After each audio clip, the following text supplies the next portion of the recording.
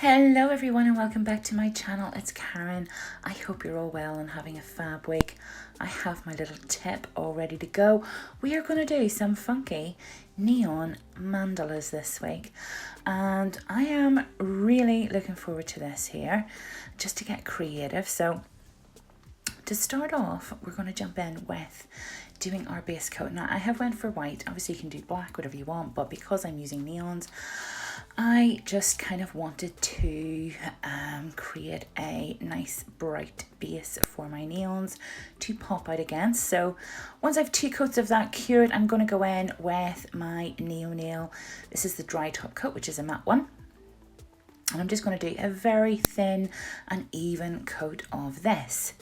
Now I have my play palette out, and as you can see I have my little dots there that I've been practicing. These are lovely neon gel paints. I'm also going to be taking my stamping plate here as well too. This is the Fashionista one from MoU London. And you don't have to use this one. This one just looks fab for mandalas, but obviously you can use one with like leaves or any design you want, and you can just kind of like create the same with dots though.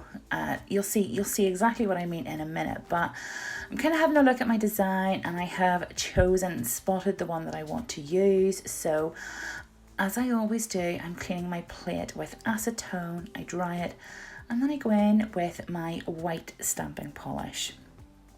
And I know what you're thinking, but you're not going to see it against the white, but that is the whole point of this. So once I have that applied and then scraped, we're going to roll in with the stamper and pick up that image and then just press it down onto the nail once you have it positioned. This is why I love the clear stampers, because you can see roughly where you're putting it. Sometimes it can get a wee bit cloudy, but try and use a lint roller if you're cleaning it, and that will keep it as clear as possible.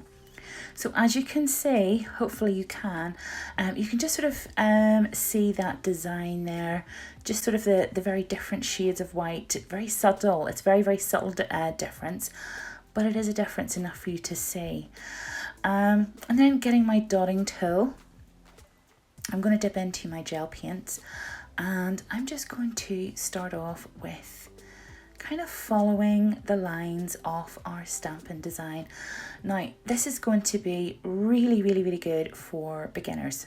This is something that I am definitely a beginner in, so I find this the easiest way to practice mandala style nails, because although there are so many people out there that can do these just freehand as is, and in fact Annie from Valencia Nails, if you want to check out her Instagram, her mandalas are absolutely amazing. She is a natural at them. And you know, I would love to be able to do the freehand ones just like her. But I think for beginners, this is a great way to get started, is to use a stamping design and kind of just follow it yourself.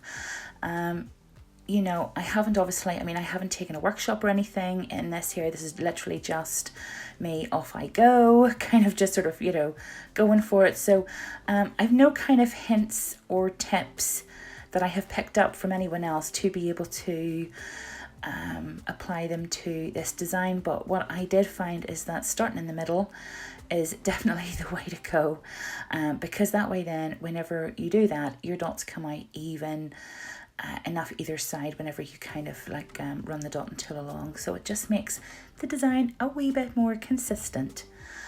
And now I'm using my Nutmeg brush. I think this is the first brush. In fact, I think this is actually one of the sample brushes way back. I have used this brush. I mean, it's been with me so long. It really has. And it is doing a great job. So I'm just going to put some nice wee fine lines in there, just with a black. I've kind of got as far as I've got with the stamping design, but I find that it has kind of like started me off, and I've just sort of been able to start from this point on, then kind of in my mind creating the rest of the design. So even if you don't have a full nail covered and you just have a partial design like this here stamped to start you off, you will find that you'll sort of have a play about.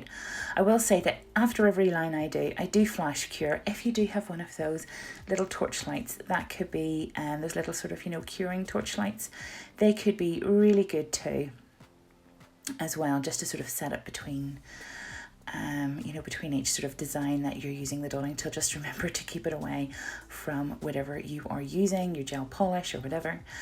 So yeah, so I'm just working down the nail now and just enjoying sort of creating different designs. As you can see, I'm getting just sort of a little bit more creative with just, instead of sort of, you know, putting my dots straight across or following each other, I'm kind of trying to get a little bit of diversity in there. So I shall keep quiet, let you watch the rest of this, and I shall come back in a bit.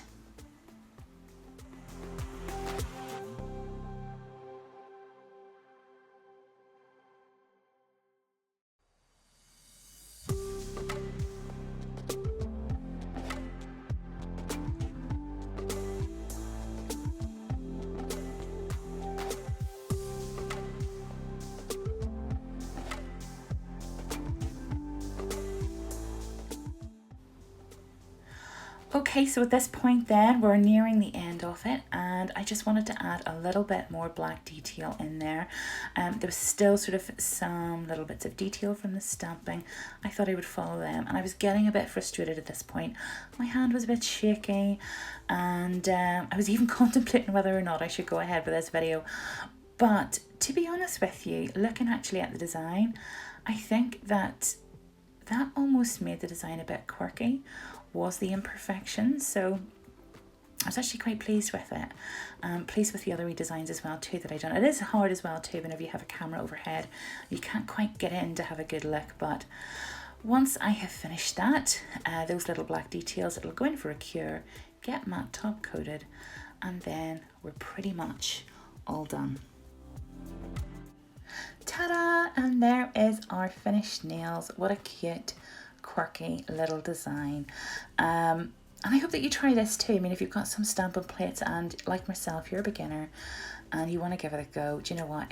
They are great for giving you a good guide and just kind of getting your dotting tools out and just giving it a bit of a shot. This was actually really therapeutic. I enjoyed it, and I'm going to be doing it again, and hopefully I will get better as practice continues. So yeah, so thank you so much indeed for watching. Hope you all have a fab week.